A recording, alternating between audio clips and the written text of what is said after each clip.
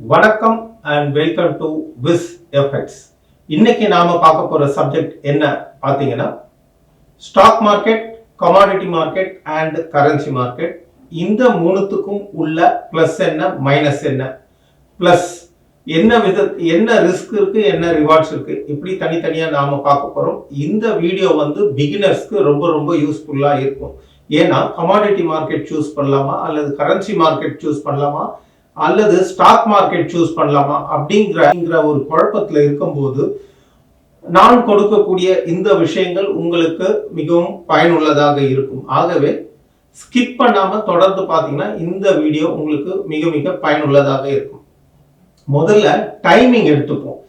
ஒவ்வொரு மார்க்கெட்டும் என்ன டைம்ல தொடங்கி என்ன டைம்ல முடியுது, அது எந்த அளவுக்கு நமக்கு பிளஸ்ஸா இருக்கு மைனஸா இருக்கு அப்படிங்கிற ஒரு விஷயத்தை நாம பார்ப்போம்.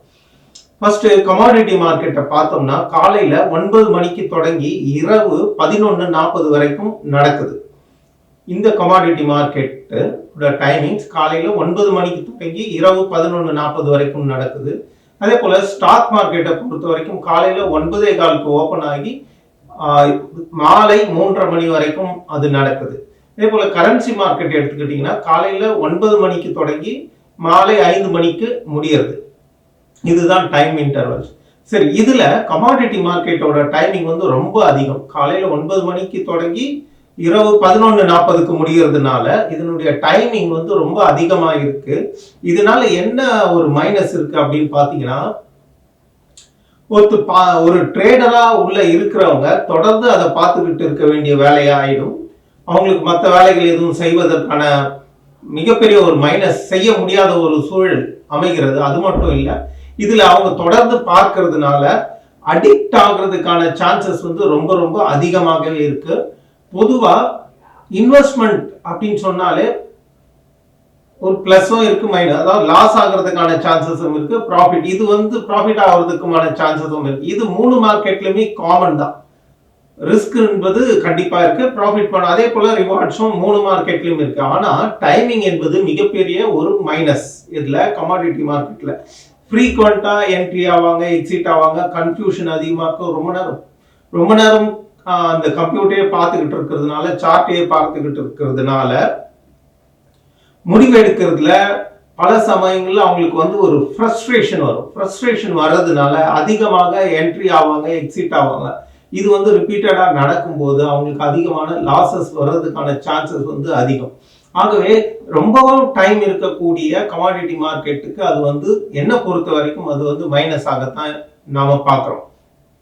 அடுத்தது ஸ்டாக் மார்க்கெட்டுக்குள்ள வந்துட்டீங்கன்னா மாலை காலையில 9:15 தொடங்கி 3:30 வரைக்கும் நடக்குது. கரன்சி மார்க்கெட் 9 மணிக்கு தொடங்கி 5 மணிக்கு முடிகிறது. அப்போ டைமிங் பெஸ்ட் டைமிங் எதுன்னு பார்த்தீங்கன்னா ஸ்டாக் மார்க்கெட்ல தான் பெஸ்ட் டைமிங் இருக்கு. ஏன்னா இந்த மூணுத்தோட கம்பேர் பண்ணும்போது அதுதான் குறைந்த மணி நேரம். ஆக ஒரு குறைந்த மணி நேரத்துல ஒரு மூமெண்ட்டை நம்ம பார்த்துட்டு நாம எக்ஸிட் ஆகிட்டு வெளியில போயிடலாம். ஸோ ரிஸ்க் அண்ட் ரிவார்டு என்பது மூணுத்துலயும் காமன் தான். ஆனா நாம அடிக்ஷன் ஆகுறது எங்க கமாடிட்டி மார்க்கெட்ல அதிகம். அதே சமயத்துல என்ட்ரி அடிக்கடி ஃப்ரீக்வெண்டா என்ட்ரி எக்ஸிட் ஆகி நிறைய பணத்தை இழப்பதற்கான வாய்ப்புகளும் கமாடிட்டி மார்க்கெட்ல அதிகமாகவே இருக்கு. இது டைமிங்கை பொறுத்த வரைக்கும் மிக மிக முக்கியமான ஒரு விஷயம். அடுத்ததாக நம்ம பார்க்க போறது என்னன்னு பாத்தீங்கன்னா இன்வெஸ்ட்மெண்ட். இந்த மூணுத்துலயுமே இன்வெஸ்ட்மெண்ட் அதாவது இந்த ஆன்லைன் ட்ரேடிங்கை பொறுத்த வரைக்கும் ஸ்கில் தாங்க ரொம்ப ரொம்ப முக்கியம். பணம் கோடி கணக்கில் இருந்தா கூட விஷயம் தெரியலன்னா அந்த கோடிகளை இழந்துட்டு போயிடுவாங்க. ஆனா ஸ்கில்லை டெவலப் பண்ணிட்டீங்கன்னா, இந்த ஆன்லைன் ட்ரேடிங்ல உங்களோட திறமைகளை டெவலப் பண்ணிட்டீங்கன்னா 2000 ரூபாயை கூட உங்களால் 2 கோடியாக மாற்ற முடியும். ஆக ரொம்ப ரொம்ப அவசிய தேவை எது தெரியுங்களா? உங்க ஸ்கில்ல நீங்க டெவலப் பண்றதுதான். அப்போ உங்க ஸ்கில்ல நீங்க டெவலப் பண்ணணும்னா இதுல இருக்கக்கூடிய நிறைய பிளஸ் மைனஸ், என்ன மாதிரியான விஷயங்கள் வச்சு மக்கள் ட்ரேட் பண்றாங்க, ஏன் லாஸ் ஆகுறாங்க, எப்படி ப்ராஃபிட் பண்றவங்களோட ஸ்ட்ராட்டஜிஸ் என்ன இருக்கு, இது போன்ற பல்வேறு விஷயங்களை நாம ஆய்வு செய்யணும்.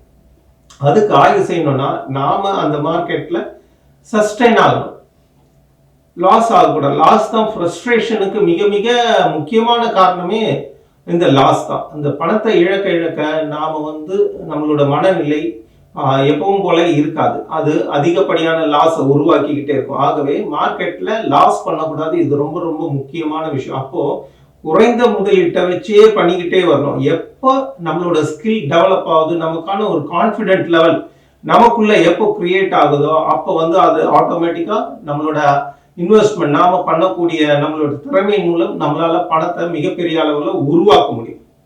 இப்போ கமாடிட்டி மார்க்கெட்டை பொறுத்த வரைக்கும் இன்வெஸ்ட்மெண்ட்ன்றது அதிகம். அது அப்புறம் நம்ம இதோட கம்பேர் பண்ணுவோம், ஸ்டாக் மார்க்கெட்டோட கம்பேர் பண்ணுவோம், அண்ட் கரன்சி மார்க்கெட்டோட கம்பேர் பண்ணுவோம். ஸ்டாக் மார்க்கெட்டை பொறுத்த வரைக்கும் எந்த ஒரு மார்க்கெட்டா இருக்கட்டும், ஸ்டாக் மார்க்கெட்டை பொறுத்த வரைக்கும் ஏதாவது ஒரு இன்ஸ்ட்ருமெண்ட் அல்லது அதிகபட்சமாக 2 இன்ஸ்ட்ருமெண்ட் எடுத்துக்கலாம். உதாரணத்துக்கு ஒரு நிஃப்டி எடுத்துக்கிறீங்கன்னு வச்சுங்களேன், நிஃப்டி, பேங்க் நிஃப்டி, இந்த மாதிரி ஒரு 2 இன்ஸ்ட்ருமெண்ட் எடுத்துக்கலாம். அதே போல ஸ்டாக்ஸ் வைஸ் போனா கூட ஏதாவது 2 ஸ்டாக் மட்டுமே நாம தொடர்ந்து ட்ரேட் பண்ணிக்கிட்டு வரலாம். இன்னைக்கு இந்த ஸ்டாக், நாளைக்கு அந்த ஸ்டாக், அப்படி போகக்கூடாது. அதிகபட்சமாக 2 இன்ஸ்ட்ருமெண்ட்ல மட்டும் தான் நம்மளோட ட்ரேடிங் பண்ணணும். அப்பதான் நம்மளால நேத்துக்கு என்ன நடந்தது, முந்தா நேத்து என்ன நடந்தது, இந்த ஒரு க்ளோஸ் வாட்ச் நமக்கு இருக்கும். ஆகவே சூஸ் பண்ணும்போது ஏதாவது 2 மட்டுமே சூஸ் பண்ணி அல்லது ஏதாவது 1 மட்டுமே சூஸ் பண்ணி அதுல மட்டுமே நாம ட்ரேட் பண்ணணும். நான் ரொம்ப நாளாவே நிஃப்டி மட்டும் தான் பண்ணிட்டு இருந்தேன். நிஃப்டி ஆப்ஷன்ஸ் மட்டும் தான் ட்ரேட் பண்ணிட்டு இருந்தேன்.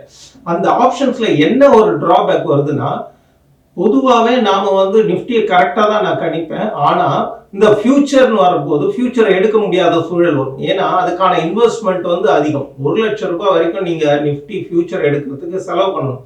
ஆனா ஆப்ஷன்ஸ் பாத்தீங்கன்னா 500 ரூபீஸ்ல கூட உங்களால எடுக்க முடியும். ஆனா ஆப்ஷன் சைட்வேஸ் மார்க்கெட்ல போகும்போது நீங்க எவ்வளவுதான் கரெக்டான கெஸ்ஸிங்ல எடுத்தா கூட நமக்கு ப்ராஃபிட் வர்றதுன்றது ரொம்ப கஷ்டம். ஆகவே சைட்வேஸ் மார்க்கெட்டை பொறுத்த வரைக்கும் நிஃப்டி ஆப்ஷன் மார்க்கெட் என்பது லாஸ் தான் கொடுக்கும் பெரும்பான்மையான சமயங்கள். ஆக அதுல ப்ராஃபிட் பண்ணவே முடியாது. அப்போ என்ன ஒரு விஷயம் பார்க்கணும்னா, தேவையான நேரத்துல ஃபியூச்சர் எடுக்கணும், தேவையான நேரத்துல ஆப்ஷனை எடுக்க தெரியணும். இது 2த்தையுமே ஒருத்தரால ஹேண்டில் பண்ண முடிஞ்சா மிக நிச்சயமா ஃபர்ஸ்ட் கிளாஸ் ஆன ஒரு ப்ராஃபிட் ஜோனுக்குள்ள நம்மளால இருக்க முடியும். சரி, அப்படி எது இருக்குதுன்னு பாத்தீங்கன்னா, கரன்சி மார்க்கெட் அந்த சாட்டிஸ்ஃபை பண்ணுது. ஒரு யூஎஸ்டி ஐஎன்ஆர் நீங்க 100 ரூபாய் இருந்தா கூட ஆப்ஷன் மார்க்கெட்ல உள்ள போயிடலாம். அதே போல ஃபியூச்சர் எடுக்கிறதுக்கு நமக்கு 2000 ரூபாய் தான் தேவைப்படுது. ஆக மினிமம் ஒரு ஃபியூச்சர் எடுக்கிறதுன்றது ரொம்ப மிக மிக முக்கியமானது. அப்போ அந்த 2000 ரூபாயில உங்களால ஒரு ஃபியூச்சர் எடுக்க முடியும்ன்ற போது அது எனக்கு தெரிஞ்சு ஒரு லோயஸ்ட் அமௌண்டா தான் நமக்கு தெரியுது.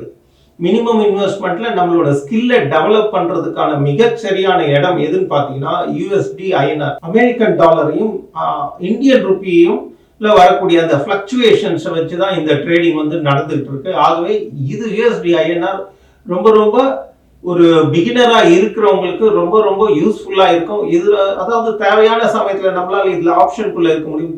நமக்கு எப்போ சைட்வேஸ் மார்க்கெட் இருக்குதோ அப்போ ஃபியூச்சருக்குள்ளே போயிடலாம். எப்போ உங்களுக்கு நல்ல வொலாட்டிலிட்டி இருக்குதோ அப்போ ஆப்ஷன் மார்க்கெட்ல இருக்கலாம். ஆப்ஷன் மார்க்கெட்டை எப்போ எடுத்துக்கலாம் அப்படின்னு பாத்தீங்கன்னா, எப்போ வொலாட்டிலிட்டி இருக்கோ அப்போ ஆப்ஷன் மார்க்கெட்டும், எப்போ சைட்வேஸ் மார்க்கெட் இருக்கோ அப்போ ஃபியூச்சரையும் எடுத்துக்கிட்டு நாம ட்ரேட் பண்றது மிகச்சரியான ஒரு புத்திசாலித்தனமான ஒரு ஸ்ட்ராட்டஜியா இருக்கும். இதுக்குள்ள நிறைய ஸ்ட்ராட்டஜிஸ்லாம் இருக்கு. இதை நாம பின்வரும் வீடியோக்கள்ல பார்ப்போம். ஒன்னு டைமிங் பொறுத்த வரைக்கும் கமாடிட்டி மார்க்கெட் ஹெவி ஃப்ரஸ்ட்ரேஷனை உருவாக்குறதுக்கான சான்சஸ் அதிகம். அதே சமயத்துல இன்வெஸ்ட்மெண்ட்டும் அதிகம். அப்புறம் ஸ்டாக் மார்க்கெட்டை பொறுத்த வரைக்கும் ஏதாவது 2 இன்ஸ்ட்ருமெண்ட்டோ அல்லது ஒரு இன்ஸ்ட்ருமெண்ட் தான் சொல்லியிருந்தேன். அதுல நிஃப்டி ரொம்ப ரொம்ப பெஸ்ட். ஆனா ஃபியூச்சர் அப்படின்னு உள்ள போனா அதுல இன்வெஸ்ட்மெண்ட் அதிகம். ஆனா கரன்சி மார்க்கெட்டுக்குள்ள வந்தீங்கன்னா ஃபியூச்சர் எடுக்கிறதுக்கு 2000 ரூபாய் தான். 100 ரூபாய் இருந்தா கூட நம்மளால ஆப்ஷன்ல போக முடியும். ஆக இந்த 3 விஷயத்தையும் கம்பேர் பண்ணி பார்த்தோம்னா யூஎஸ்டி ஐஎன்ஆர் என்பது ரொம்ப ரொம்ப பெஸ்ட் சாய்ஸாக இருக்கும் என்பது என்னுடைய ஒரு சஜஷன். என்னுடைய பேர் ரவிச்சந்திரன். நான் ஒரு NSE certified capital market professional as well as I was awarded as one of the successful traders in India by Zerodha. நன்றி.